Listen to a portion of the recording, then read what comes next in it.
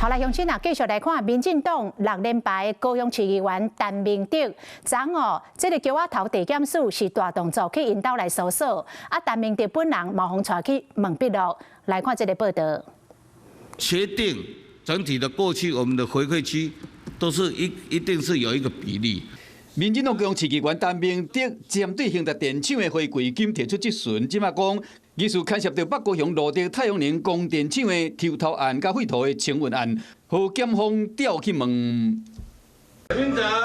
姐，祝大家新年快樂！帶查某囝進入走地方的活動，依照了解，檢警昨兵分道路去到伊住的所在佇超公案，敢若閣有真濟名涉案的人，嘛共款被帶轉去問規暝，伊的服務處現場無人回應。陳明德在地經營超過20檔是6連敗議員，活動刊載攏有伊。為高雄縣議會開始，2002年當選到即馬，去年才宣布無要閣連任嘛，要將服務選民的任務交予因查某囝，即馬煞卡到綠電的回扣案。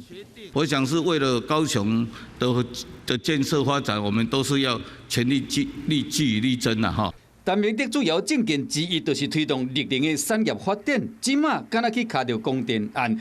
加繪圖的清運案，專案又叫我投地檢署繼續去偵辦，敢有不法的所在，這就要等檢方去調查。